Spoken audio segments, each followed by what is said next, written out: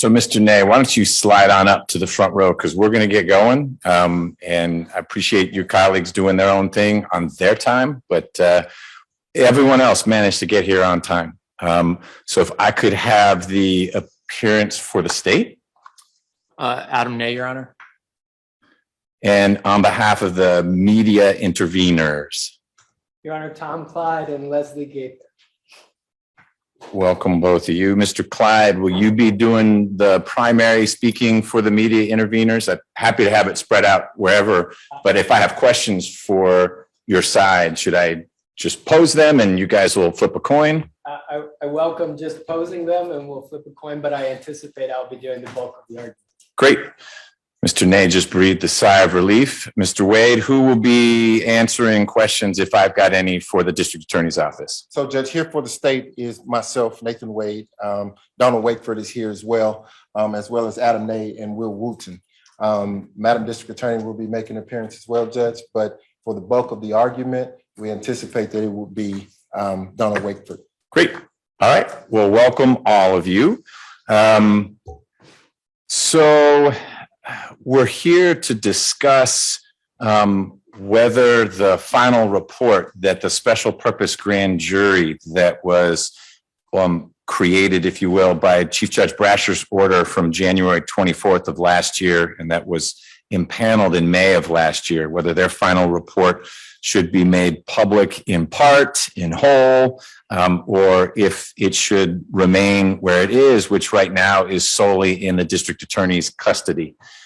So everyone is clear. I hand delivered to the district attorney the copy of the final report soon after it was available, and my colleagues had voted that the special purpose grand jury had completed its work and should be dissolved. And that's the one copy I'm aware of that is in circulation within the district attorney's span of control. But the question has come up as to whether it should be shared more broadly. The special purpose grand jury voted pursuant to OCGA 151280 to have the report made public. We need to work through the consequences, if any, of that vote. We need to talk about whether this final report is the equivalent of a general presentment, if those terms really even make a difference. And we need to talk a little bit about how the final report might be viewed as what the courts have referred to as court records, which enjoy a presumption of public access, or if this final report is somehow something different. And I'll note going in that there are precious few cases in Georgia dealing with special purpose grand juries because they are few and far between, but there are some, and they provide some guidance as to what can happen with a final report from a special purpose grand jury. I think there is precedent for their final reports being disclosed. I'm holding one in my hand. It was one of the exhibits to the media interveners brief. So it's been done before. That doesn't mean that that was the right thing to do. It also doesn't mean that that special purpose grand jury was sufficiently similar to this one that this one's report ought to be treated the same way. I just want to be thoughtful about it because there's clearly great interest in the work that the special purpose grand jury completed, and we need to be responsive to what may be competing concerns of the investigative interests of the district attorney's office and the public's interest in understanding what its colleagues, the members of the special purpose grand jury, did after they heard the evidence that was presented to them. So, Mr. Wakeford, I'm happy if there's something you want to say up front, but otherwise I've got questions that I'd love to get a DA's office perspective on to help me frame this. And then I have similarly for Mr. Clyde and Ms. Gaither some questions. Yeah, address the court. You may. Fonnie Willis, the elected district attorney for Fulton County on behalf of the citizens and the state. I believe that Mr. Wakeford will give you some of the answers that you have required, but just as an overview. First of all, the thought that this is a presentment grand jury, you and I both know is really kind of a nonsensical question. So be thoughtful as you work through this, because don't lump me with you as to who thinks what is nonsensical and what's not. So you tell me what you think, and then I'll let you know later on what I think. Fair enough. Excellent. Back in May of last year, the Honorable Chief Brasher swore in 26 members of the public to create a special purpose grand jury. Their entire function was to be an investigative tool. And we are very, very thankful to those citizens. As you and I both know, they gave up a great deal of their time. Hopefully you and I can agree on that. We do. And heard from 75 witnesses, saw countless exhibits, but all for the purpose of investigation. At this point, reaching back to prior experience of both myself, and I'm going to say you again, because I know that your history is that you've been a prosecutor. Often when a prosecutor is in a trial courtroom, they find themselves in this position of not only protecting the rights of the victims, the witnesses, and the community, but making sure that defendants' rights are protected too, right? Sometimes with a very selfish interest, you don't want the case overturned. And so as the prosecutor, we stand in that position of protecting everyone in the courtroom's rights. Having been one of very few people that have had the opportunity to read that report, you being the other one, I think we can assume that fact is also true. In this case, the state understands the media's inquiry and the world's interest, but we have to be mindful of protecting future defendants' rights. And so what the state does not want to see happen, and don't think that there's any way that the court would be able to guarantee, is that if that report was released, there somehow could be arguments made that it impacts the right for later individuals, multiple, to get a fair trial, to have a fair hearing, to be able to be tried in this jurisdiction. The list can go on and on. And so representing the state of the Georgia and these citizens, I know we do have this common interest. We want to make sure that everyone is treated fairly. And we think for future defendants to be treated fairly, it's not appropriate at this time to have this report released. I, as the elected district attorney, have made several commitments to the public, understanding the public interest around this case. The first was before you were assigned to this case. I said by June of that year, I would make a decision as to whether we would ask for a special purpose grand jury. In fact, I did so in May, which is why they were ruled on in May. I then asked for a special purpose grand jury to last for a year, but made certain commitments. By the end of such year, meaning last year, 2022, the special purpose grand jury's work would end. At this time, in the interest of justice and the rights of not the state, but others, we are asking that the report not be released, because you having seen that report, decisions are imminent. All right. Thank you. And I didn't mean to skip over you, DA Willis. Mr. Wade had mentioned that you would be appearing at some point, but that Mr. Wakeford would be the primary spokesperson. So I wasn't sure of the way in which you all were going to present, but thank you for sharing those overview comments. Mr. Wakeford. Good morning, Judge. Good morning. Afternoon. We're afternoon now. How are you doing? Oh, just fine, Judge. Good. So I understand, Your Honor, I have a question for Your Honor first, and then I understand that Your Honor has questions for Okay. me. If you'll indulge me. I will, maybe. Your order, sure, that's your prerogative, Judge. Your order actually calling for this hearing made mention of a certification from the grand jury that they asked that their report be published under OCGA 151280. To my knowledge, standing here, I don't want to make comments about the contents of a report whose confidentiality is the subject of this hearing. Sure. But I am prepared to say that a mention of 151280 is not in the report. Correct. So I'm asking, Your Honor, what the source of the certification mentioned in your order is. The grand jurors, Okay. but it's not, you're correct. It's not in the report. Okay. It is something that they did after they completed their work. Okay. All right. Thank you, Your Honor. That was one thing I was not able to ascertain. Sure. And I understand you have. You didn't miss anything, nor was I reading between the lines, or there's a footnote that was omitted. Okay. And I understand Your Honor has questions for me. I'm fully prepared to engage in a dialogue if that's the way you would prefer to proceed. Well, let me ask you some threshold questions, because that may help focus the dialogue and also focus the dialogue with Mr. Clyde and Ms. Gaither. I'm trying to understand the basis for the request for non-disclosure. And I'm approaching it from a number of angles. One is the fairly limited scope of secrecy of grand jury work in Georgia.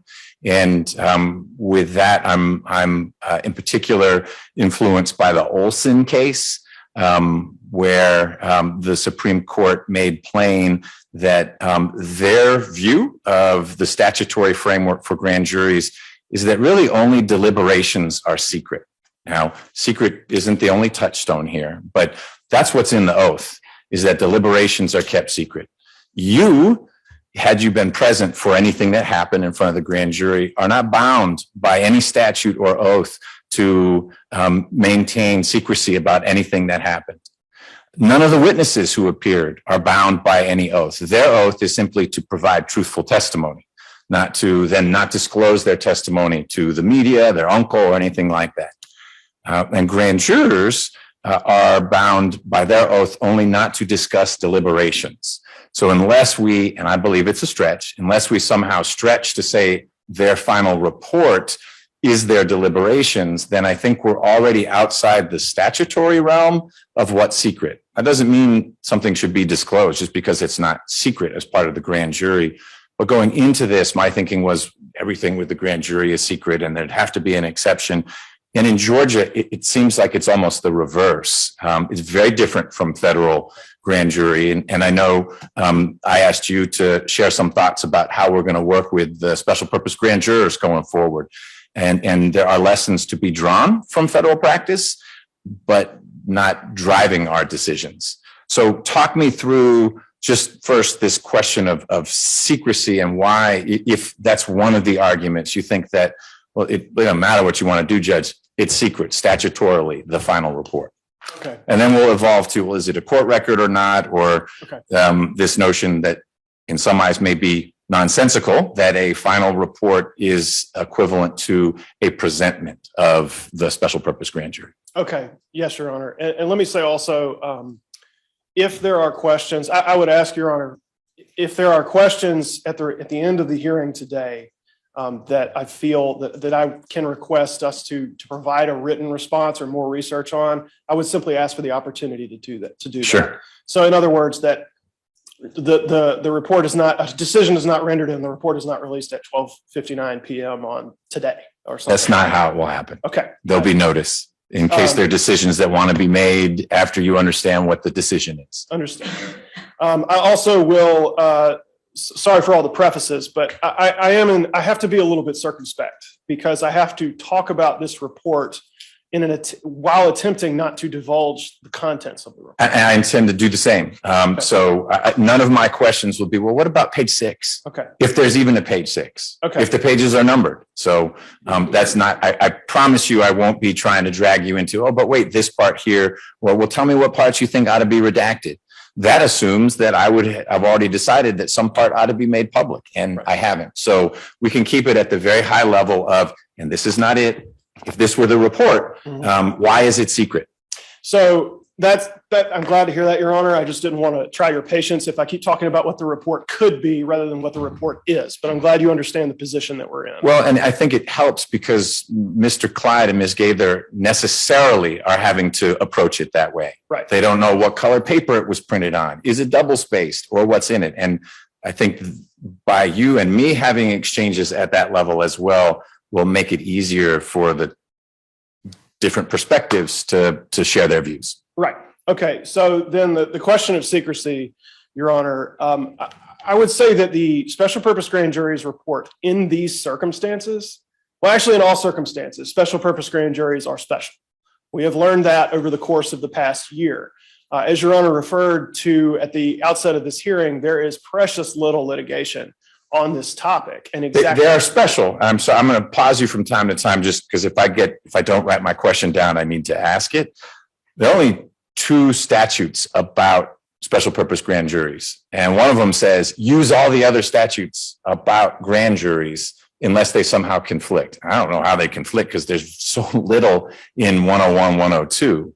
So there are things we know because we look at all the statutory framework for regular grand juries. Same oath, and that oath says your deliberations are secret. Right. Your oath wasn't different if you took one. It doesn't bind you in any way.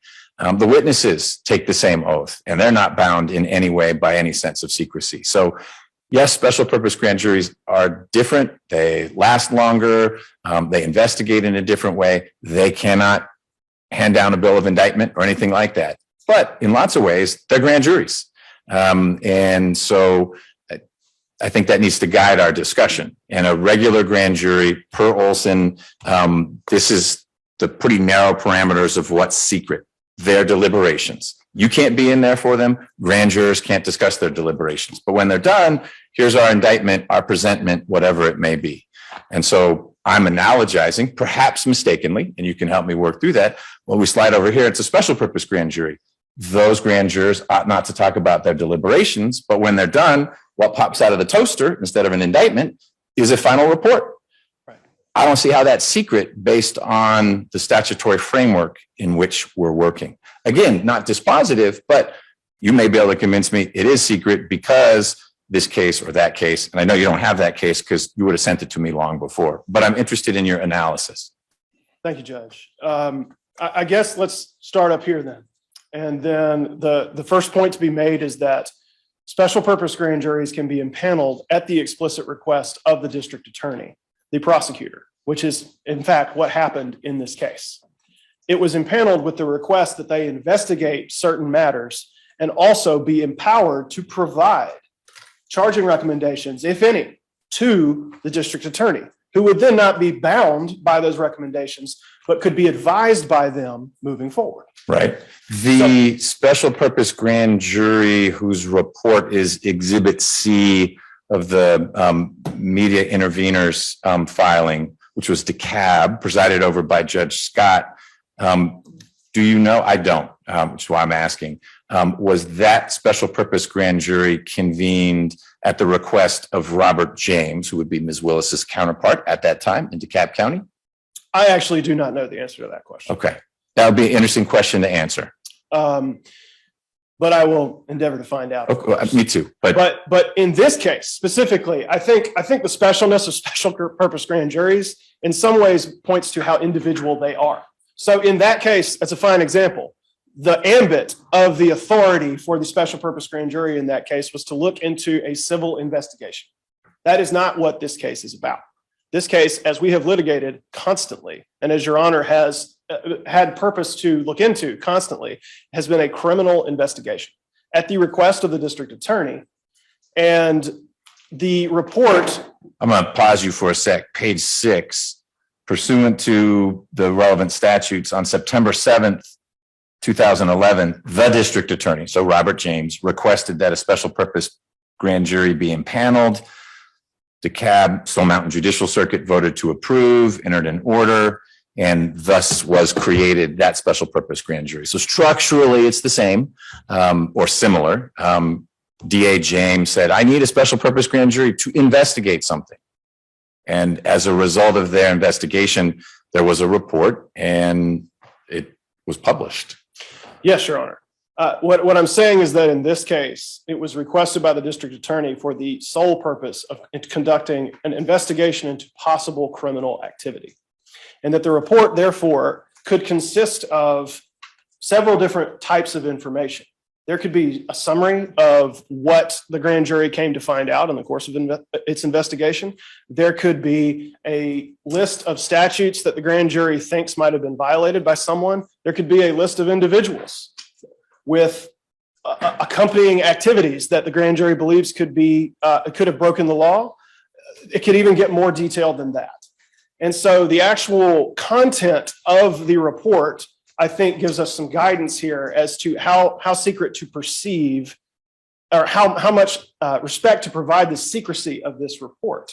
Because, as Your Honor knows, ongoing criminal investigations have a different understanding as far as court records are concerned in this state.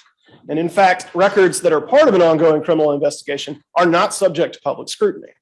When the district attorney requested that the special purpose grand jury engage in this investigation and provide recommendations if they saw fit, it was as part of at that time and at this time, ongoing criminal investigation. If that report contains information, it is for the use of the district attorney per the impaneling order. If that report contains charging recommendations, that is certainly solely for the use of the district attorney. And I would argue that under the law, what the law tells us under 1512-101, I believe, is that the only required recipient of the special purpose grand jury's final report is you as the supervising judge, except in this case, where it was also the district attorney. Because whether there are recommendations or not, the district attorney has to ascertain that, so has to see the report. So I think that's a lesson right there, in that the content of the report and the nature of the impaneling order in a specific special purpose grand jury can affect how we view it under the law. And of course, I will speak to court records and presentments versus reports in greater detail, but I think that is an indication of what we are operating under with regard to the statutory language. The content of the report should be the guide for this court as to exercising its discretion and how to move forward with respect to secrecy and publication. But what I follow, but what about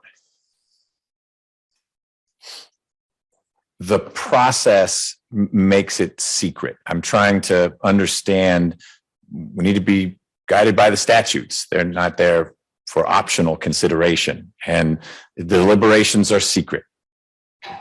Are you saying this is deliberations, or you're saying, you know what, Judge, let's table the whole secrecy thing, because I don't think you can stretch the statutes to say the report is secret, but, and maybe this is where you want to go next, the report is not a court record, so we don't get to uniform Superior Court Rule 21 analysis about the public's That's exactly where I would head next year. Okay, let's go there. I would flip the question. I would say, in what respects is it secret is one way of looking at it. And certainly I'm sure that my colleagues from the interveners will look at it from that perspective. But I think I have looked at this question as what makes it subject to publication.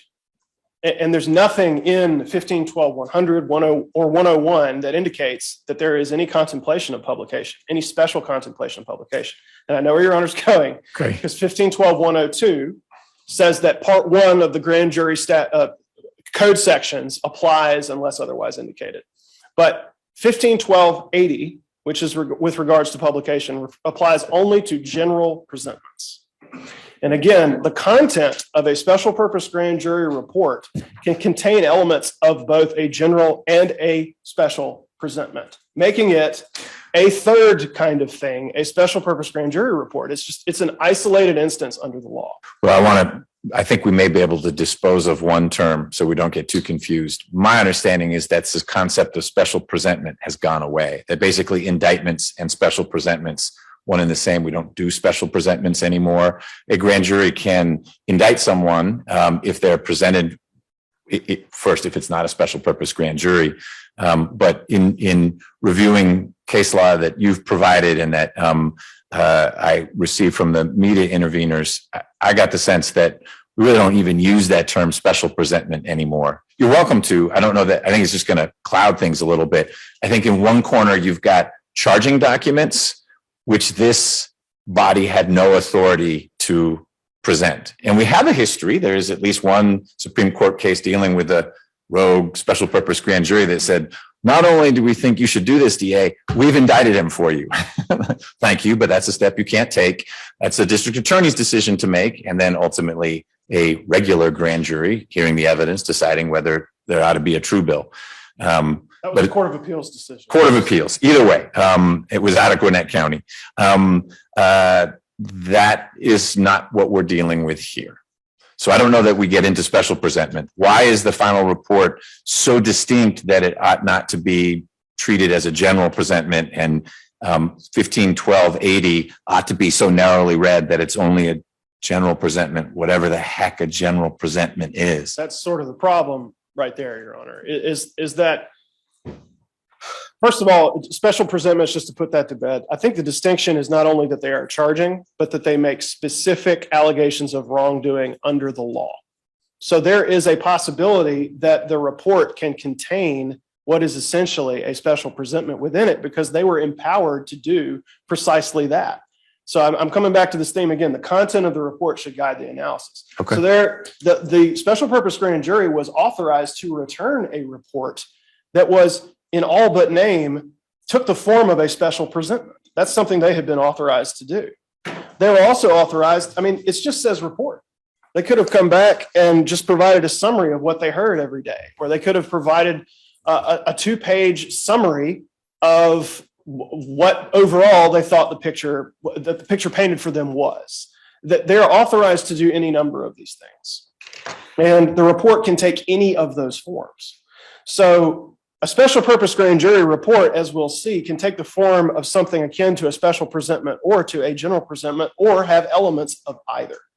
And where 151280 specifically says general presentments, I don't think that we can say it applies without question to a report issued by a special purpose grand jury. Additionally, I would point Your Honor to 151271. That is the duties of the grand jury statute. I got too much paper. Here we go. There's something interesting within this statute, in a couple of instances, that was actually pointed out by the interveners in their submission to the court, which is that 151280 is specifically mentioned in 151271 with regard to presentments. What's interesting is that when it appears, the legislature has taken pains to point out that a report or presentment provided as a result of a civil investigation conducted by a regular grand jury is subject to 151280 also. They also later say a decision by a grand jury not to pursue charges or recommend charges against a peace officer who's been accused of an unlawful use of force is also subject to 151280. That report or presentment is. If they recommend that charges are pursued, they can recommend it by either requesting an indictment or a special presentment. So in these other places, the legislature has not assumed that 151280 applies to any report that a grand jury is empowered to produce. When they have to produce these two reports, as they are required to under the law, they have taken pains to say, oh, and 151280 applies. And that is within Part 1 of the grand jury code sections. Part 2, which says that unless contradicted, everything in Part 1 applies, there's just no mention of 151280 in the special purpose grand jury statutes. There's not. They don't mention any other statute from that first part. They simply say all of the first part is incorporated insofar as it's not specifically in conflict. And the other term, well, and specifically in conflict, I would say the term they use is report. It is not general presentment. Okay. Now, I understand the position of the interveners. We're not closing our eyes to their position that, come on, there's no distinction between a report and a general presentment. I would refer you, though, to where I began, which is that in this situation, the law has created a situation where a special purpose grand jury can return something that is either special presentment, a general presentment, or has elements of both. And so it cannot just be considered to not be in conflict with 151280, which says general only. If it has elements of both, then are the general presentment elements publishable at the special purpose grand jury's direction, but not the special presentment parts?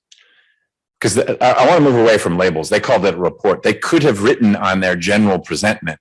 I think you would still be arguing what you're arguing, even though they called it a general presentment, and thus literally under 151280, you say, hey, the court shall publish, other than ultra various stuff that I am empowered to take out. They called it a final report. I told them to call it a final report. You asked for a final report, so that's why it says final report. But what if there are, as you said, it can contain components of both. If there are things that call out at you as general presentment, then what do we do with 151280? Right. And at that point, if it's not something that can be considered solely a general presentment, then it's not a general presentment under the law. So, I mean, A hybrid presentment? hybrid, it's a special purpose grand jury report. Okay. It is, we have a special purpose grand jury statute that makes a special purpose grand jury that produces a report. These are isolated under the law and therefore fall outside of the general understanding in certain instances. One thing that's also not in 1512-100 or 101 is that a special purpose grand jury cannot indict. So 1512-102 says all the rest of the first part applies. It doesn't say they can indict. And so the Court of Appeals, in its wisdom, has decided, well, that means they can't indict. So just because these two statutes are brief and you have the catch-all statute does not mean we are incorporating every single component of Part 1 unless there is something glaringly obvious. It actually takes a little bit of a lot of analysis to look into this. And I think where the choice of words is report and where the report can take on this sort of strange hybrid form, that you cannot assume that the general presentment as used in 151280 applies to a special purpose grand jury report. I think the content of that report, again, is going to guide this court's analysis as to how really to look at that. And that ultimately, if there is something that isn't clearly a general presentment, that 151280 cannot apply. Okay. I also think that leads to the conclusion that there's just a discretionary aspect here. And that is something that Madam DA was actually speaking to. If there are recommendations, the district attorney requested those. And if there are any in there, or if there are not any in there, the district attorney in its ongoing investigation has to assess what has been provided by the special purpose grand jury. This report was issued 10 days ago. I don't remember when we had our handoff, but it's recent. It's extremely recent. There has been no opportunity whatsoever for this office to incorporate anything in the document into an ongoing investigation in a meaningful way and to make the ultimate decision that only the district attorney is empowered to make, which is either there will be the investigation is over and no charges will be pursued, or the investigation is over and charges will be pursued. And where the express purpose of the report is to investigate a set of circumstances and provide or not provide recommendations to the district attorney, we think immediately releasing before the district attorney has even had an opportunity to address publicly whether there will be charges or not, because there has not been a meaningful enough amount of time to assess it, is dangerous. It's dangerous to the people who may or may not be named in the report for various reasons. It's also a disservice to the witnesses who came to the grand jury and spoke the truth to the grand jury. So how does one reconcile this perspective with the parallel highly public proceedings with the January 6th Commission? Many of the same witnesses, hopefully saying similar things if they were asked the same question, but that's not my business. And the commission actually referring to the Department of Justice, you need to look at these people for these things. Dangerous? Pressure on the Department of Justice? They seem to withstand that, and they're doing what they're doing.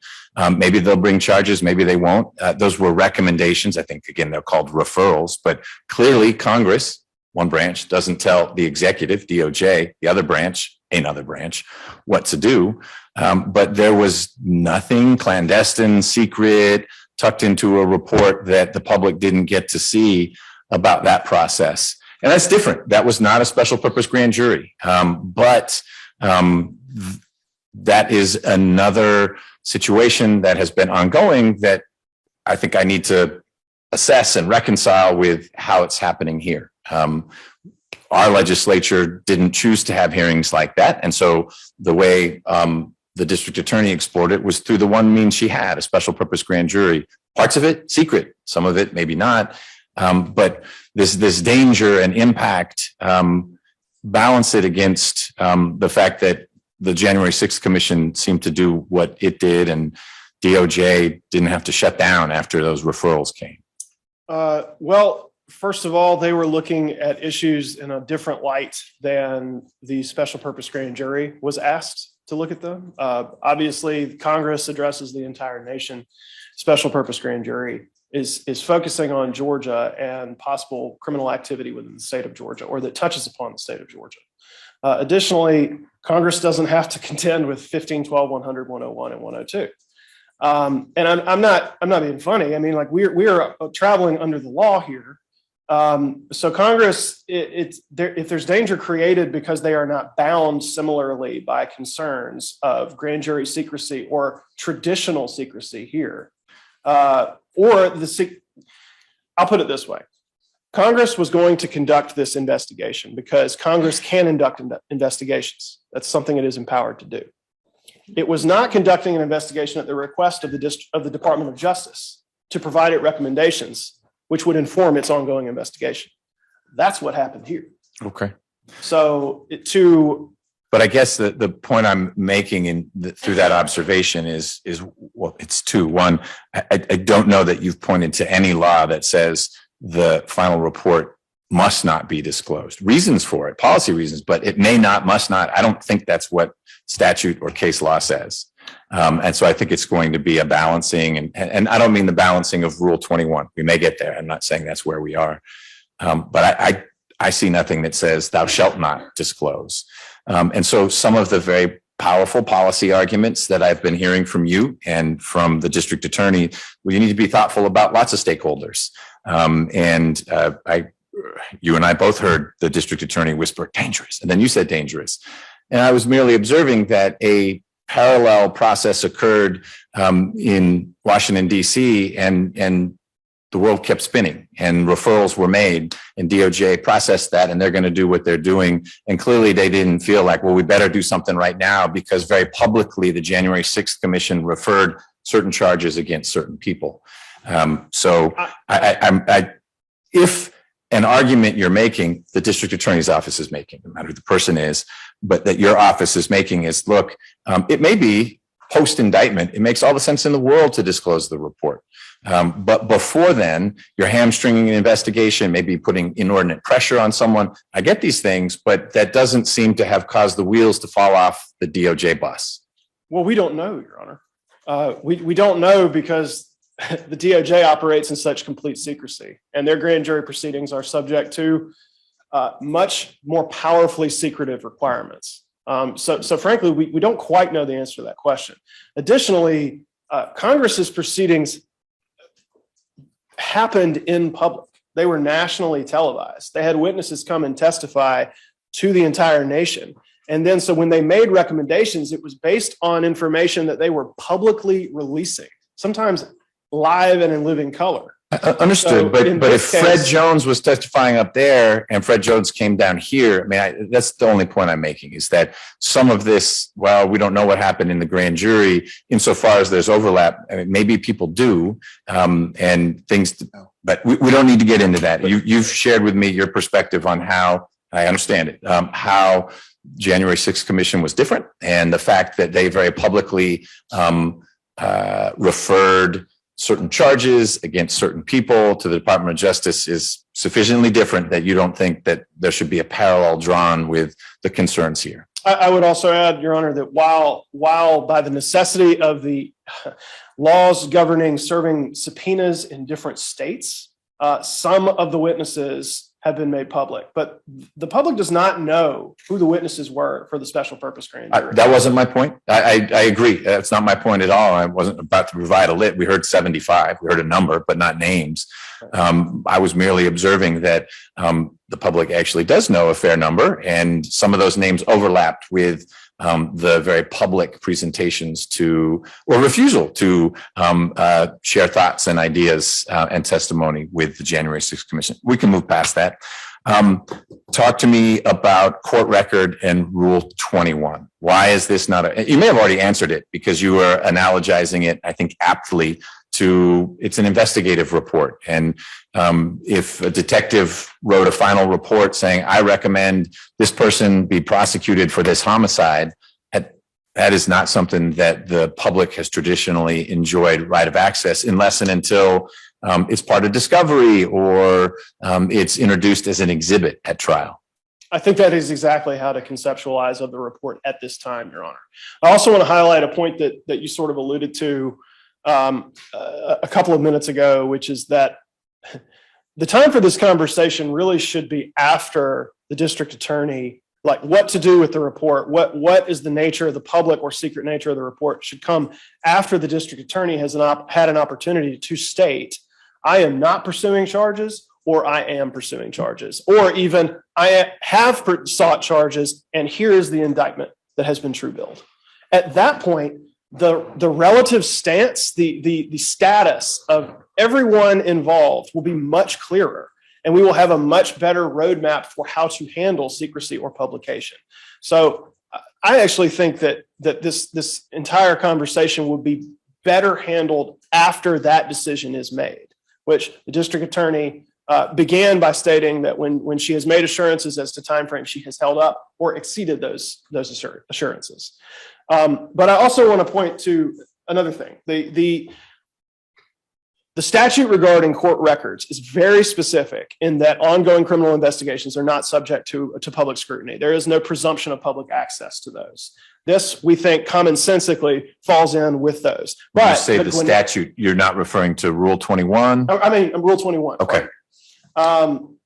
In Gwinnett County Grand Jury, which is cited, I believe, by interveners in their submission, actually clarifies that with regard to the kinds of civil investigations which regular grand juries are empowered to pursue and which they can produce reports or presentments as a result of, and which the statute says specifically 15-1280 applies to, they say that the term court records as used in USCR 21 encompasses only the presentments made by the grand jury in open court at the conclusion of the grand jury's investigation.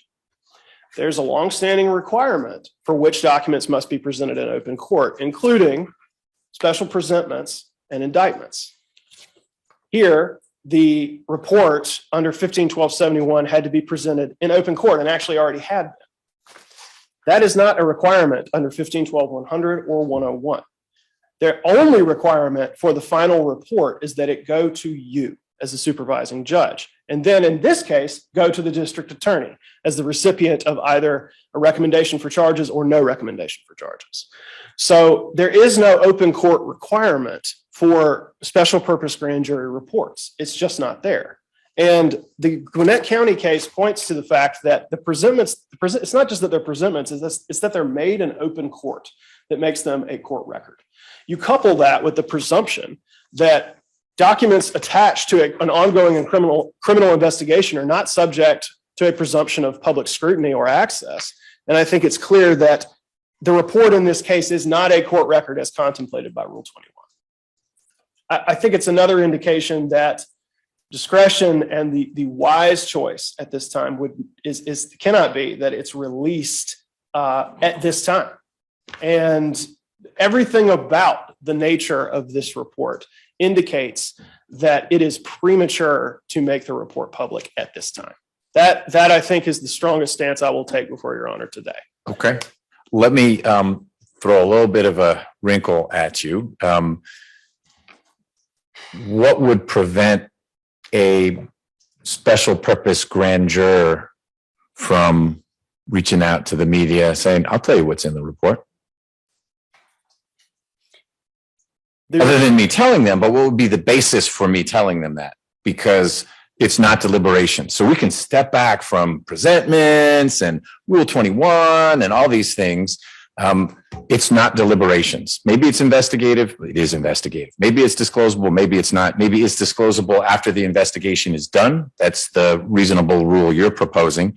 But now I am special purpose grand jury member McBurney, And I disagree with that approach. I'm not going to tell you our deliberations. I'm going to tell you how we came up with what we came up with, why we did. I'm going to tell you what several witnesses said because I didn't like what they said or I really liked what they said because their testimony isn't protected in any way. Why could that not happen? Or on what basis could I forbid it from happening so that there could be contempt if it did happen? Because the report is the necessary result of the deliberations of the grand jury. So is a jury verdict, so is an indictment, so is a general presentment or a special presentment. It's the synthesis of, it's the end product of, but it's not the deliberations. And that's where if we end where we began, our part of the conversation, that's what Olson is all about. Right. It's just the deliberations. You can't be in there. I can't be in there while they're deliberating. What happens, what goes into it, witness testimony, you actually could have had 5 assistant district attorneys in there, even if only one of them was asking a question. No harm, no foul. Once they're done, again, why is it not something that is disclosable? And if they can disclose it, why wouldn't it then just generally be disclosable? And that's sort of the end of the curveball. Right. So you hit it or miss it. all of the results that you mentioned, like an indictment or a verdict, there is a requirement under the law that those be made public. We're going around in a circle. There is no requirement under the law that the special purpose grand jury be made public. There is not a requirement. And again, we're going to see that the interveners will likely come at this from the angle, well, there's nothing that says it has to be secret.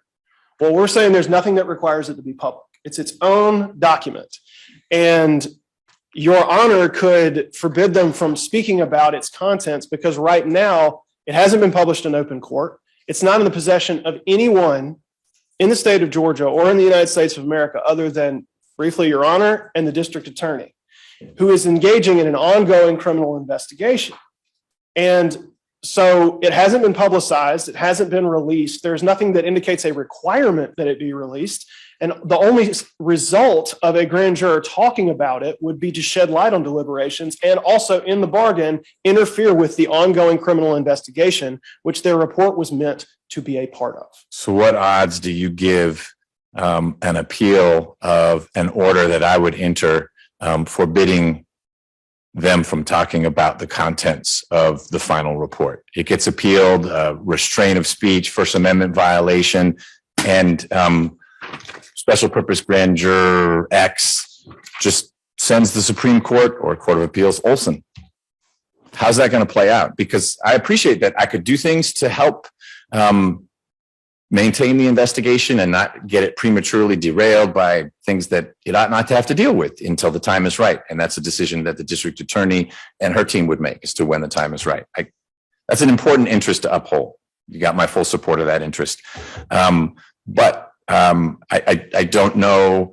I need to think through how that plays out. And if we have a grand juror who says, that's fascinating, you're not going to release the report, but I'm going to talk. I muzzle you.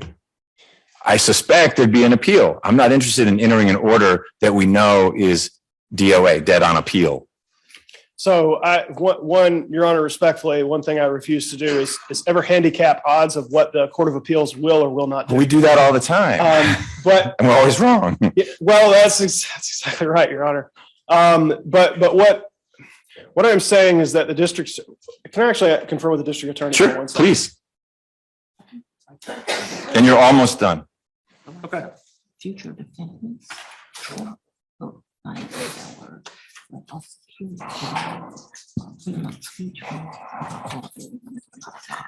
you agree with that? We're not open it forever.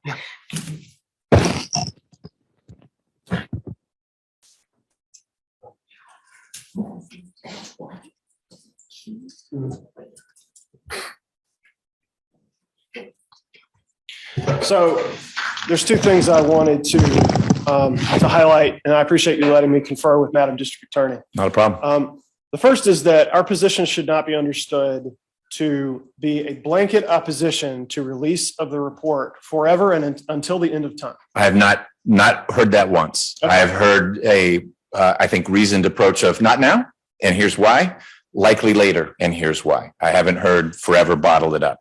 So that's not my takeaway from what you've been But to saying. your question about what will a future appellate court do, I think that's an extremely relevant fact, is that this is not an opposition that is intended to go to march to the end of time and prevent public disclosure of what's in this report forever. That's not the position. It is simply saying that now is not the time and that Your Honor has the power to pursue that. Additionally, there are Analogize, it's like a temporary sealing. We're going to seal this to include seal the mouths of some people until, and that may put some additional pressure on to reach a finish line sooner, but it's not the same pressure as actually here's the report. And if it says certain things, that complicates and maybe compromises a more thoughtful approach to charging decisions. I think that there is a clear time to have this conversation when we have a much better idea of how to proceed. And it is after the district attorney has announced either we will not be pursuing charges or we will, and here they are. That I think is really what I'm saying. But additionally, there are other constitutional rights that are impacted. And those are the rights of anyone who is possibly named in the report.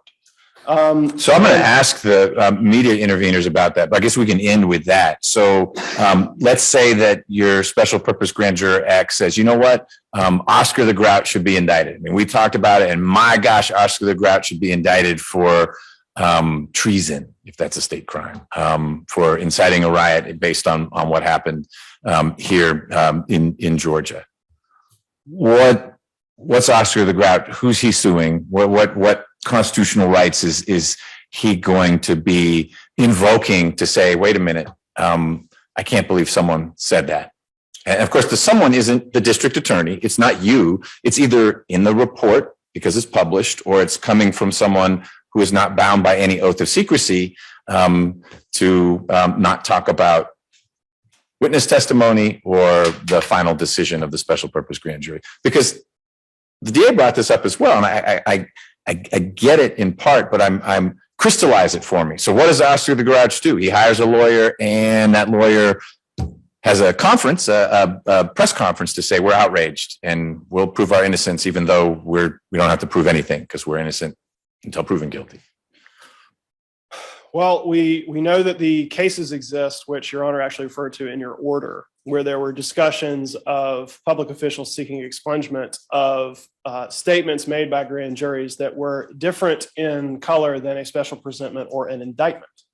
So I guess the simplest answer to this question is I'm not totally sure, but we can avoid that question entirely by not publicizing the report until after the district attorney has made public her Why decision. tangle with it if you don't have to? Exactly. There's just no reason when the report is sure to be eventually disclosed because the district attorney is not going to forever oppose it. There is no reason to contemplate the release until there has been a public decision made by the district attorney of the three options I have mentioned many times. We're not pursuing anything. We plan to pursue something, or we have pursued it, and here is a bill of indictment. At that point, we have a much better idea. We don't have to worry about statements made about individuals because there will either not be any, and we have a better idea of what to do, or there are, and they are contained in a bill of indictment. Right. If Oscar gets indicted and it's released and it says Oscar should have been indicted, so I told you so. If Oscar's not indicted and the report said he should be, then someone could choose to explain from the district attorney's office why Oscar the Grouch wasn't indicted, but there isn't that cloud hanging over Oscar's head in the interim.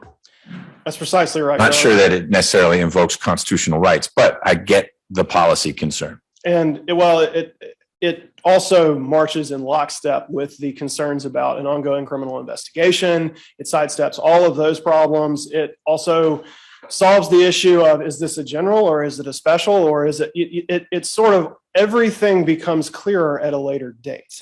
And we can come back and discuss it in the clear light of day, as opposed to a lot of me standing here and going, well, it could be this and it could be that, and you agreeing that it could be that or this. And sort of, I think the main point is that today is not the time, now is not the time, but eventually we will have a better idea of when the time will be. And that the district attorney's office is not opposed to the eventual release. It's opposed to it right now, and it's opposed to releasing it without very careful consideration in light of all the other factors that are in play. And I just ask Your Honor once again to consider the content of what the actual report ends up being because the law has set up a situation where it could be a little of this, a little of that, or something completely different. And I think that's part of the reason why we're here, is to sort of get an idea of what are we even dealing with. And I would ask again, if there are further points of law, points of policy, or any other position that the district attorney should illuminate, that you allow us a chance to dig in on that and provide a written submission. Otherwise, I remain available to answer any other questions. All right. Thank you so much. Thank you, Your Honor. Appreciate it.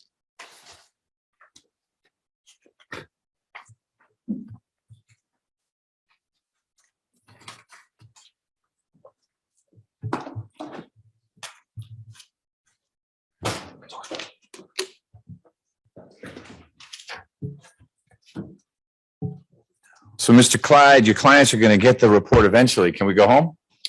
No, Your Honor. Obviously, we believe the report should be released now and in its entirety. And that approach is consistent with the way the American judicial system operates. In other words, it is not unusual for a district attorney or a prosecuting authority to be generally uncomfortable with having to release information during the progress of a case. That occurs all the time.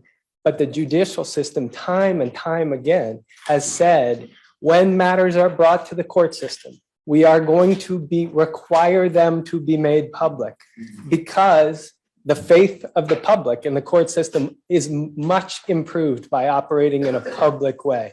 And so it's only in the most extraordinary situations where our appellate courts and where the United States Supreme Court has allowed the sealing of records, and including, as you articulated it, the outcome of grand jury activity. We acknowledge the operations of the grand jury while it was ongoing were subject to a veil of secrecy. But that, as the court has explained, that has come to an end, and they've issued a final report. And that final report is the outcome of a judicial process, not an executive branch criminal investigation. They invoked the judicial process of the special purpose grand jury statutes. And now that special purpose grand jury has issued a report, and the jurors themselves have asked for it to be published. There's enormous public interest in what they have said, and that exists in this state. It exists across the nation. It exists beyond the nation. And we believe the statutory law supports its public release right now. We believe the case law supports its public release right now. And we believe constitutional law, including our own state constitution, requires its release right now. So why isn't this one of those extraordinary circumstances where disclosure wouldn't be the standard? I appreciate that you're characterizing it as a judicial proceeding because, of course, a judge had to be appointed to supervise and ultimately receive the report. But I don't think Mr. Wakeford was misdescribing it all that much. And he didn't use the word conduit, but it basically was, here, Judge, here's our report that we've prepared ultimately at the request of the district attorney to answer the questions that the district attorney had, not the court had. The court didn't sua sponte. It could have, but it didn't, to be clear in this case.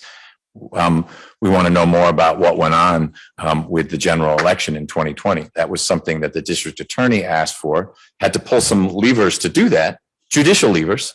Yes. But it was executive branch saying, we want to investigate this. The mechanism by which we investigate it is a grand jury. Okay. That means the courts have to be procedurally, not substantively, but procedurally involved. And then we get our report, we, the district attorney's office, so we can figure out what we're going to do next. How is that? That is how things flowed. And it did pass through a court proceeding because I had to swear the jurors in and whatnot, but it wasn't a trial. It wasn't a hearing. I didn't issue any ruling. So I'm Your Honor, pulling it out of that framework. I'm wondering how you say, no, it needs to stay in that framework, or at least why is it not one of these extraordinary, uncommon situations where it's really not a court record that came out? I haven't filed it. There's nothing that says I need to file it, which is usually when you are invoking, I ask you a bunch of questions, but it's pent up. And so you'll get to answer. Rule 21 kicks in usually because there's something in the docket that your clients can't get their hands on.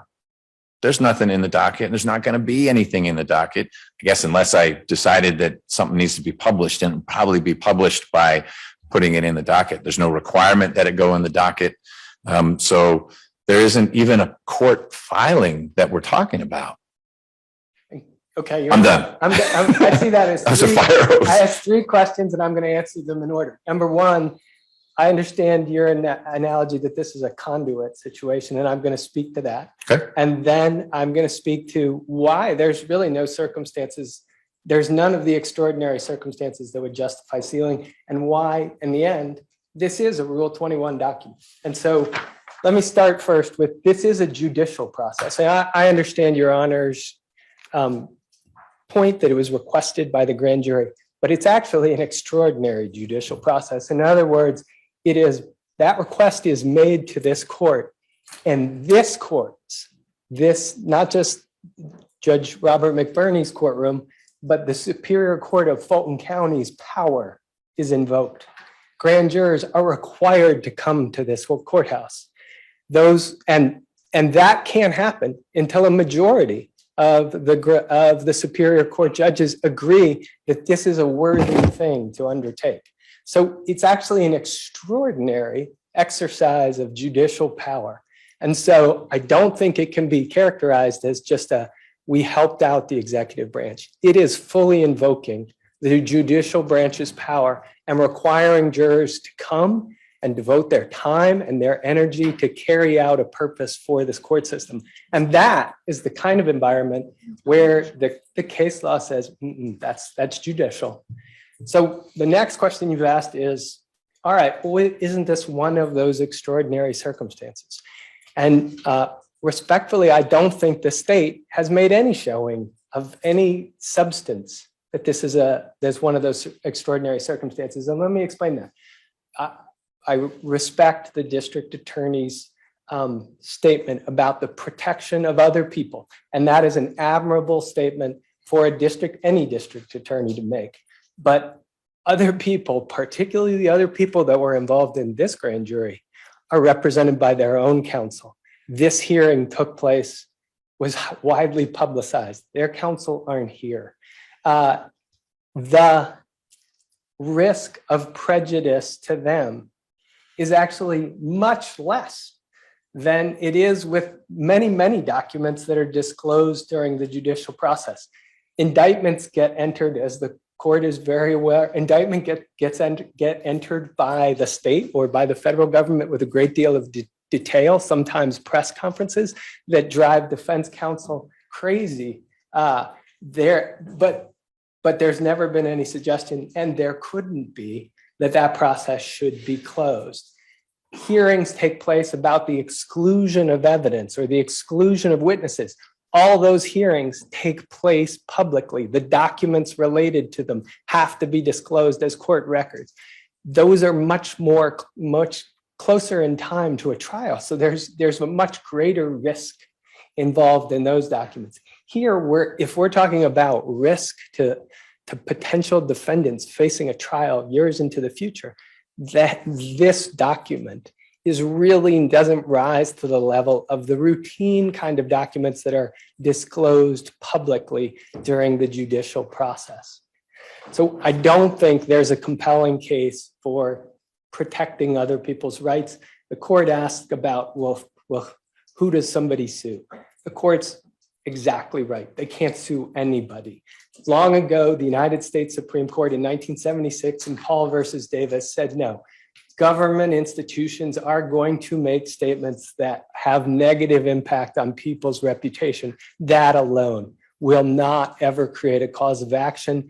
You have to show something called stigma plus. There has to be a deprivation of other kind of rights. Simply reputational interests aren't enough. So what the state is pointing to is simply not the kind of information that justifies sealing. And there hasn't been any suggestion, any evidence, any presentation that really makes a compelling demonstration that there should be a ceiling in this case. Ongoing investigation. Investigations, obviously, when people are indicted, they don't necessarily close. They continue throughout a case. And so ongoing investigations frequently continue after there is significant disclosures of information about an investigation. That's exactly what would occur here. As the court has pointed out, the House of Representatives January 6th committee also has disclosed enormous amounts of information. There's really no precise showing that can support the kind of ceiling that they're asking for. And finally, the court asks, all right, Rule 21, really, why is this triggering Rule 21? It's not filed. And Your Honor, it is filed for purposes of Rule 21. And let me explain what that is. For purposes of Rule 21, the question is not whether it's submitted to the clerk. The question is whether it is submitted to a judicial officer that needs to take action on it. And that's what triggers Rule 21. I'll give you a case cite to that. Please. And we're happy to provide more authority on this issue. And this is, I'm going to give you Forsyth versus Hale. It is at 166 Georgia App 340. And I'm quoting a part of it here. A paper is said to be filed when it is delivered to the proper officer and by him received to be kept on file. In this case, that special report was by law submitted to you as the supervising judge. Based on that, immediately you had responsibilities.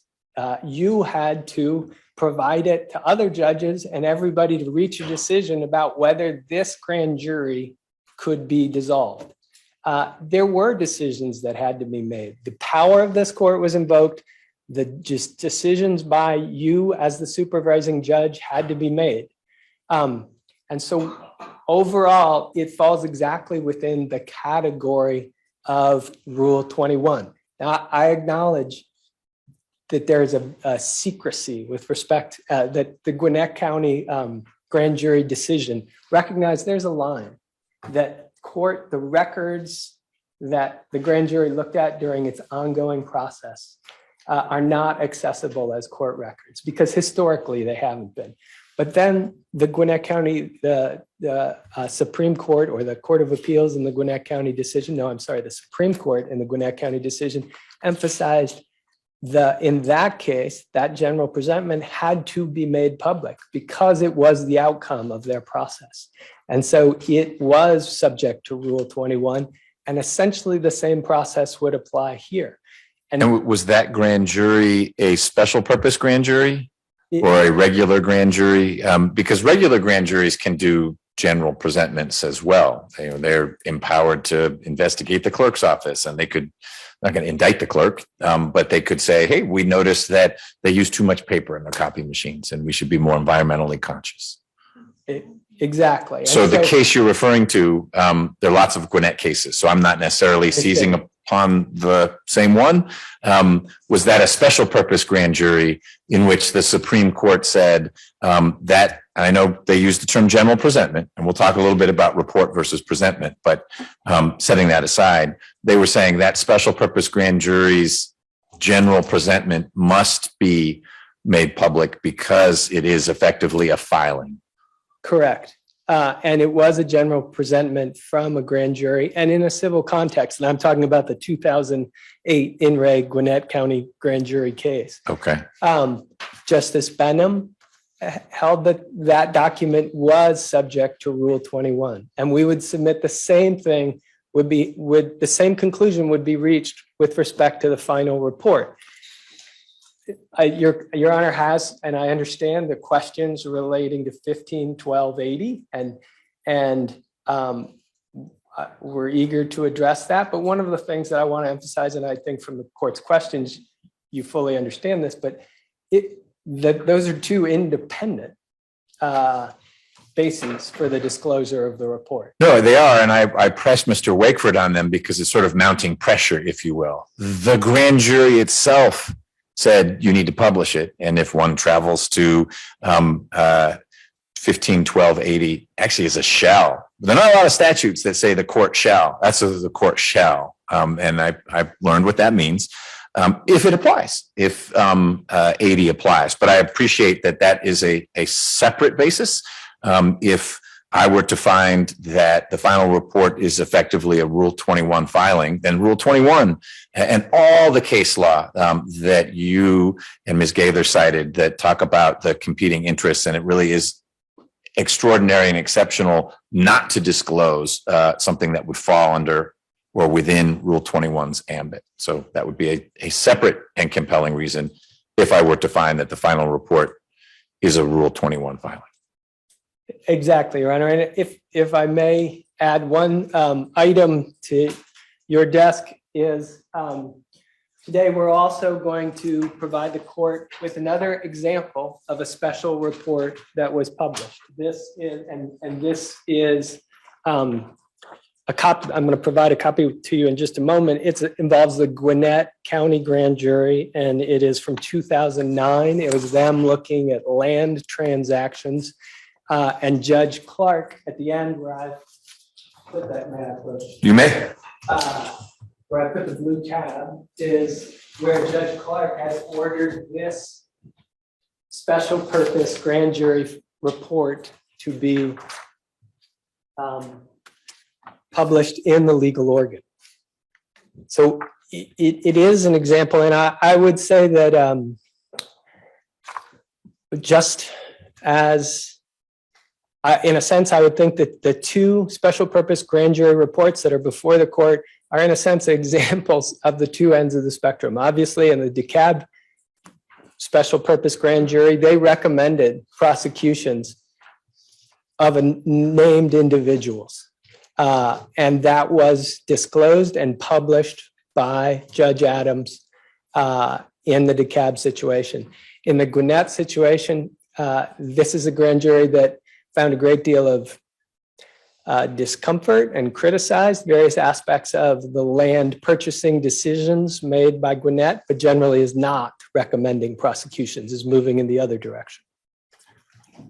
But in both cases, they were published in their entirety at the direction of the supervising court judges. And in both cases, these are special purpose grand juries.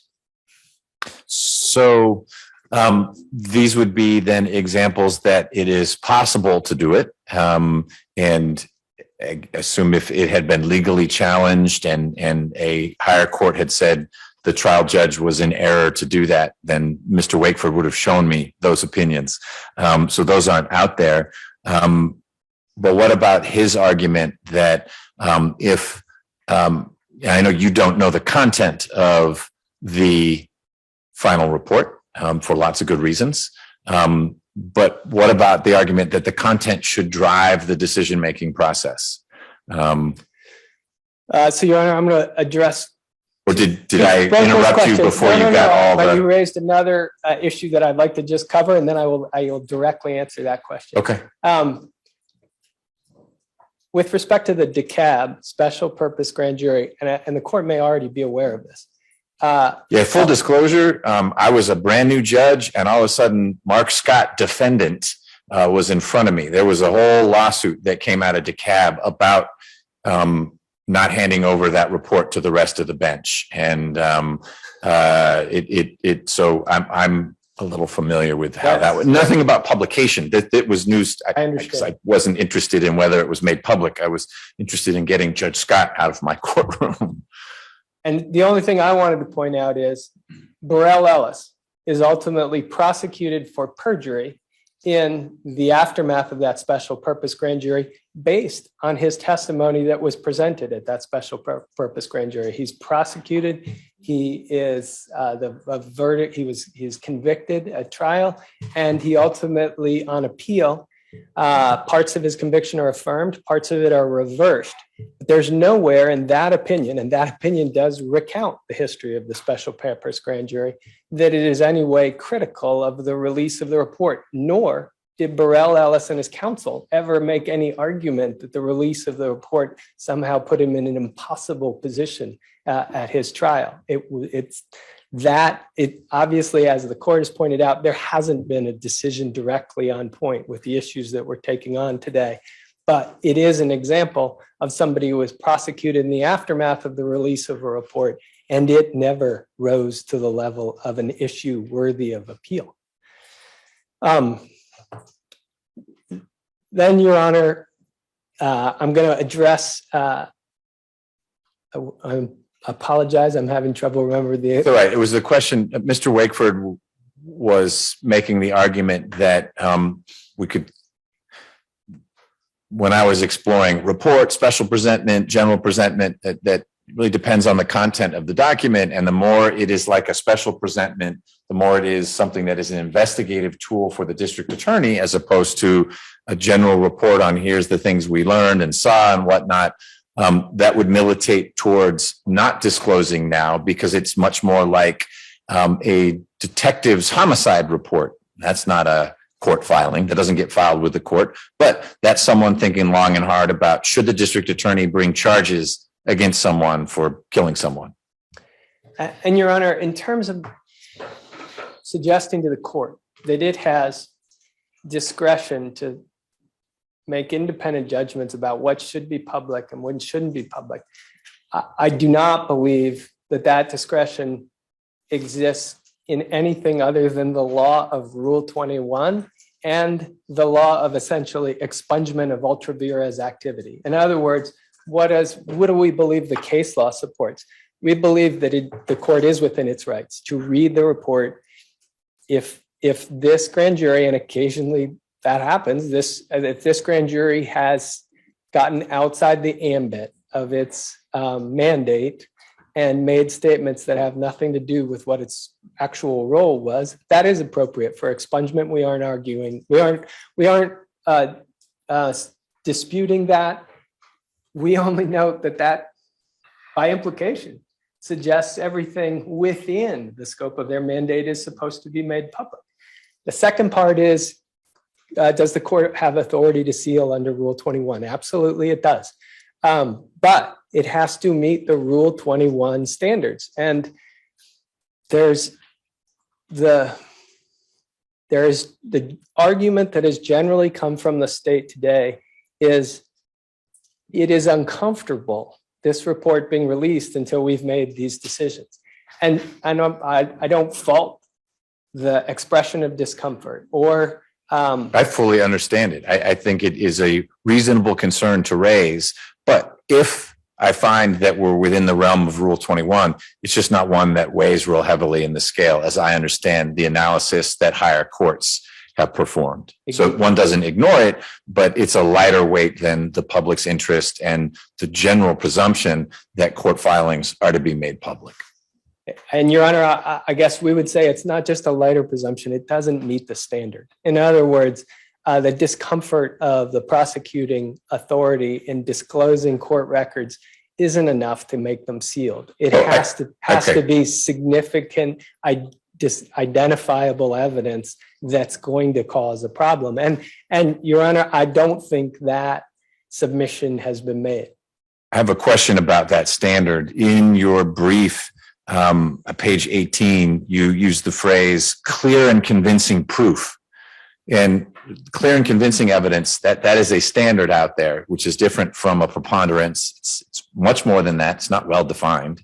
It's less than a reasonable doubt. It's actually what the JQC has to use for judges, clear and convincing. And that's the phrase you use, but there's a whole lot more than a preponderance. And I'm wondering if you have case law for that, or it was just a colorful phrase trying to show that there is a burden that the party seeking to seal something has to meet. And there is, but I'm not familiar with it being clear and convincing evidence. That is a higher burden than I weigh it and find in which way do the scales lean? Where's the preponderance? Sealing and not sealing. And that's why I was saying the district attorney's concern about timing and not having the investigation unnecessarily rushed. I think that is a factor that I can weigh. Your point was my point was how heavily do I weigh it? And you said, oh, you shouldn't, it doesn't weigh as much as the public's interest. It might not, but there are other concerns that the district attorney raised, the rights of folks who may be named in an unfavorable light in the report, if that's how it works. And so I envision the process, the Rule 21 process, to be stacking weights on the scale, just like a jury would in a civil trial. I think that's a fair way to think about it. They're heavier and lighter weights. But in the end, I need to decide, are the scales leaning in the direction of sealing or in the direction of having this be an open record? I think I just need to see that it is leaning in a direction. I don't think it has to be leaning in a particularly strong way. And clear and convincing is that it has to be leaning in a particularly strong way. So that was a long way of saying, where do you get clear and convincing evidence as the standard? And Your Honor, I believe clear and convincing is the standard for closing a courtroom. I would say the way you've described the sealing of records is correct with this caveat. The items that you are putting on the scale have to be constitutionally cognizable issues. And so in other words, a general statement that people's reputations might get hurt has repeatedly been identified by our appellate courts as not enough, as not even beginning the discussion. Okay, because they're two different things. Not enough is what you keep saying. And I'm saying, okay, it's not enough standing alone, but maybe there's more other factors. But then you shifted towards the end saying, actually, that's not a factor at all. It would be improper to put that on the scale because it's not constitutionally cognizable. I'm not disagreeing with you. I'm asking you to educate me. Can I put whatever are deemed to be reasonable factors, or there are cases out there that say these kinds of things might be someone's concern, but you may not put them on that scale to decide which way the scales are leaning? And I would say it's the latter. In other words, that's simply that kind of general articulation of potential injury to reputation simply doesn't make the scale. It's not a factor to be considered. Whether one considers it lightly or greatly, it's not a factor. And if there was a detailed showing about an individual made by their counsel and it was an extraordinary situation, and let me explain. Stigma plus? Well, an extraordinary typically involves juveniles, typically involves highly private information. It doesn't involve public officials who are involved in activities following a national election. And so that's the part where the fit is just not very tight. And so that's, but Your Honor also brings up a good point that I would like to react to, is the only organization that filed a brief in advance of this hearing is us. The state has articulated their argument today.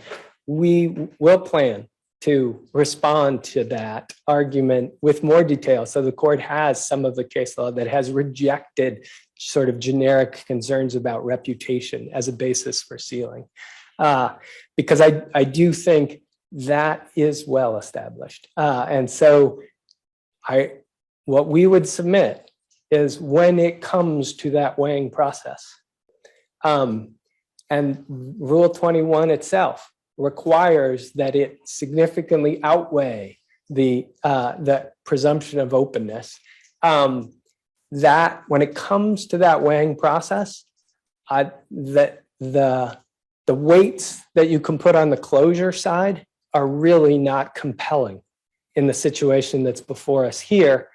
And then on our side, we are talking about really one of the most compelling situations for legitimate public interest that I can think of in this courthouse. In other words, there is genuine public interest in what these grand jurors found after they sifted the evidence, after they heard from all the witnesses, and its interest, not just because of the role they played on the grand jury, but also because they are community citizens and speaking to these issues from that vantage point as well. And so that's also important and part of the public interest. What is your response if I'm the special purpose grand juror who's been told by this judge, you can't talk about your final report to anyone, it's secret, or at least I'm telling you can't do it. And they look in the online First Amendment lawyer, Tom Clyde pops up. And so you get a call from a special purpose grand juror saying, judge is telling me I can't talk about deliberations, but I also can't talk about what any witness testified about. And in particular, I want to tell people about this special purpose, our final report, because the judge isn't publishing it, but I want to talk to folks about it. Can a judge tell me I can't? I mean, yes, he can because he did, but can we challenge this judge and what's our strategy? Your Honor, I think they could challenge that. In other words, as the Olson case makes clear, they are now required to take an oath, and that oath was narrowed by the General Assembly. And so they are bound by that oath. Could this court, in extraordinary circumstances, impose what would be a prior restraint on their speech? Yes, in extraordinary circumstances. But as the court knows, the extraordinary circumstances for it to warrant a prior restraint are typically situations that are putting the national security of the nation at risk. In other words, the examples that have been used by the United States Supreme Court are the location of warships in time of war, things like that. That can justify a prior restraint. But here, as long as the grand jurors abided by the oath they were required to take and the General Assembly approved, I think they're within their rights speaking about their experience. And there is specifically a Supreme Court case, US Supreme Court case, that says witnesses that appear before the grand jury are allowed to speak about their experience before the grand jury. And I think that the Olson case makes that clear. I'm not talking about witnesses. They're going to do what they do. So you contend that that would constitute a prior restraint, say you can't talk about this. Well, what about the notion that the final report is really just an extension of their deliberations? It's not a presentment. It's not the kind of thing that grand juries, it is specifically what this grand jury came up with at the end, but it's not a general presentment. It's not a special presentment. And so really they shouldn't talk about the final report because it is just an extension of those deliberations. Your Honor, I'm not really compelled by that question.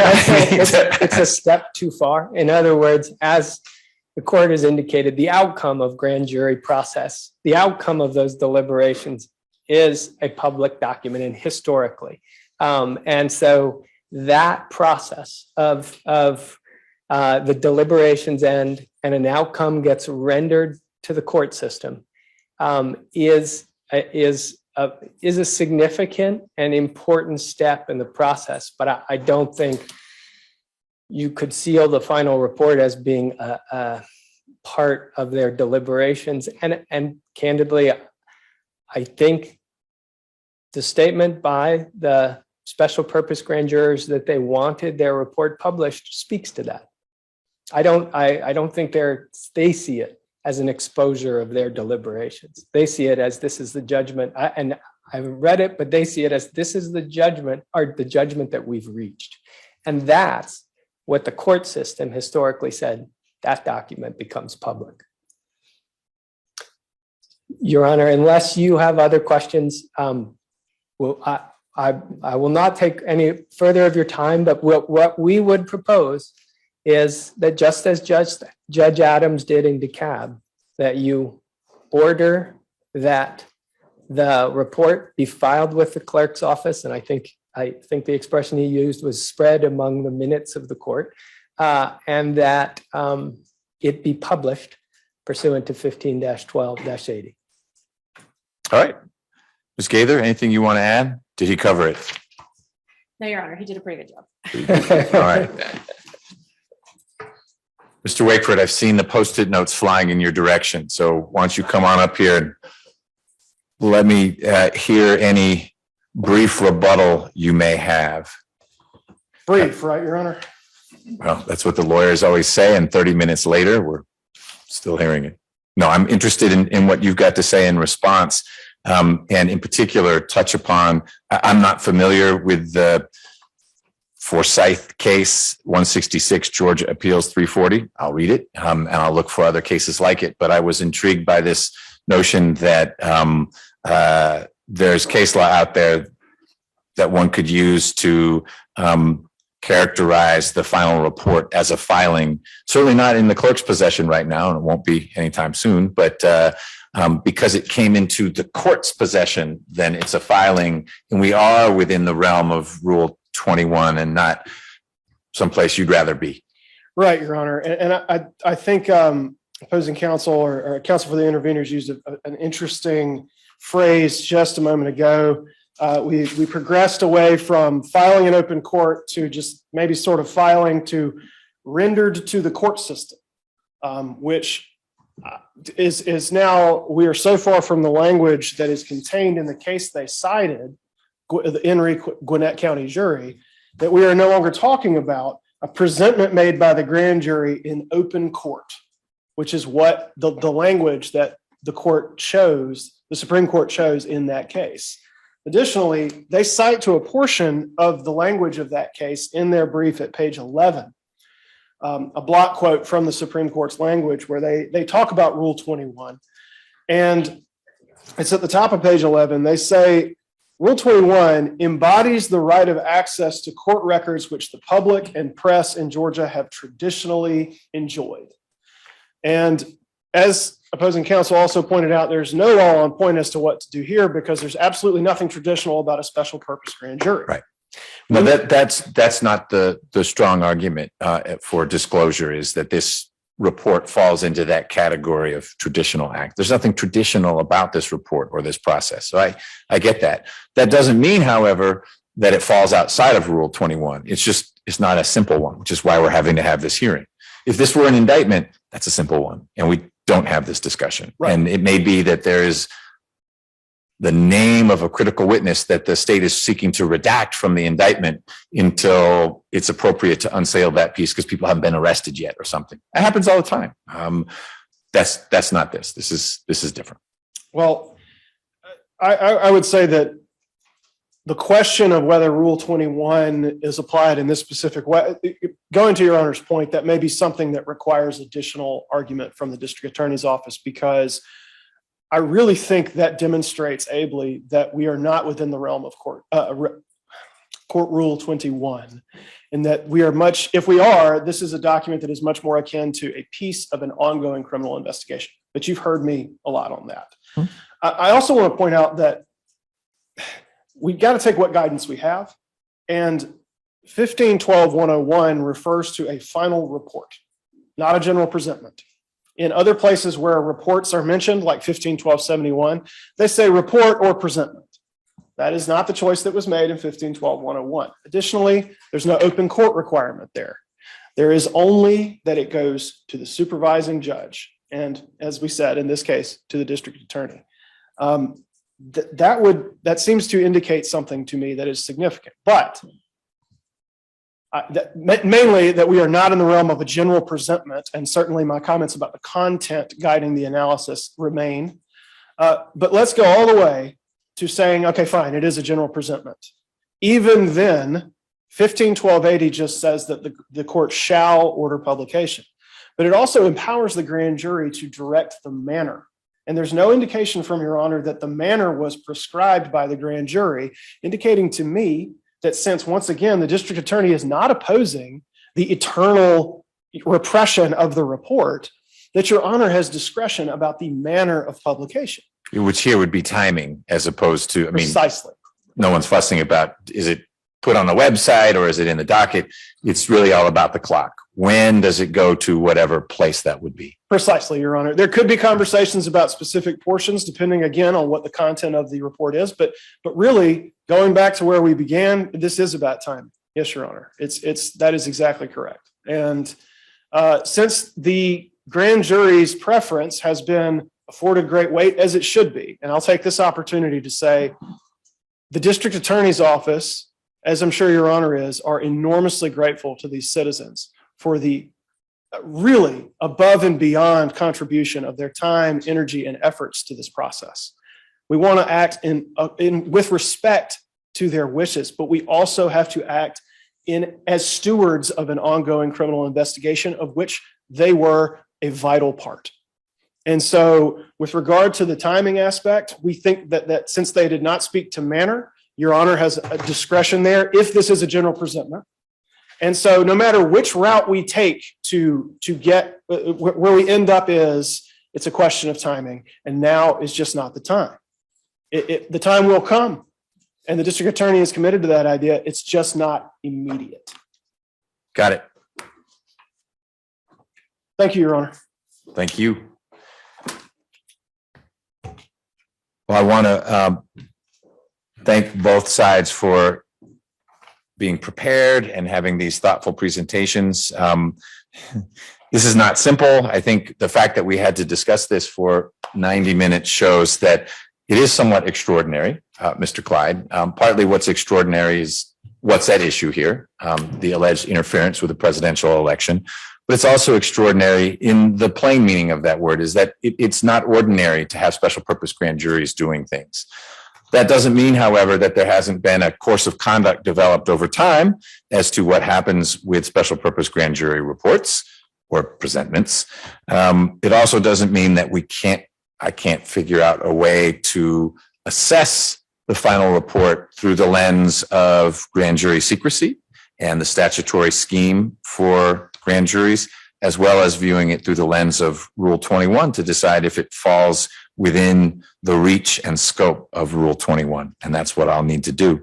My proposal is that I think about this a little bit and then contact both groups, the district attorney's office and the interveners, if I've got specific questions for which I'd like more input. And then you're welcome to file something or provide an email that these are the cases you should look at. I won't dictate the format in which you respond. I will be sure if I have questions, even though they may be for one side and not the other, I won't say side, one group and not the other, they go out to both groups, because I may have a question for Mr. Clyde and Ms. Gaither, but Ms. Willis, your team may want to be heard on that question, even though it is poking more at the media's position. As I said early on, there'll be no rash decisions. There's not going to be an order that pops out with no notice and attached to it is the report. There'll be an order if there's going to be disclosure that perhaps says this is when it would happen, so that both sides have a chance to react and take whatever steps they'd want to take in light of an order that says this is going to happen a little ways down the line. So no one's going to wake up with the court having disclosed the report on the front page of a newspaper. The report, of course, exists in the district attorney's control. So if it does show up, folks will need to work through that. But I will circle back and we'll figure out the best way to move forward with this. Ms. Willis, anything else from the district attorney's side? No, thank you for allowing us to be heard today. Thank you for being here, all your team. Mr. Clyde, anything else on behalf of the interveners? Your Honor, can I speak just very briefly to one of the last things that you mentioned? We understand the court that'll give the opportunity for either side to take whatever action they want in terms of appellate issues. We believe the proper court, if there's an appeal in this case, we believe the proper court should be the Georgia Supreme Court. And we believe the Georgia Supreme Court would be interested if that's the direction it takes. But I will point out, to Your Honor, that the constitutional argument we are making would have to be reached by, Your Honor, in order for that to be the clear choice and clearly appropriate court for resolution of the issue. So that is an area we hope the court will reach. I appreciate your concern, and I think if there is a ruling of non-disclosure, it would need to address the different bases and each of the bases that you raised. That it's not secret, that it does fall within Rule 21, and so I think you'd find the toehold you need to do what you need to do if you feel that that's appropriate to do. If that's the end result. Very good. Thank you, Your Honor. All right. Well, that's it. Thank you, everyone. I need at least Mr. Wade or someone. You're welcome to stay, Ms. Willis, but I don't think you need to for we have a logistical conversation about something. Thank you.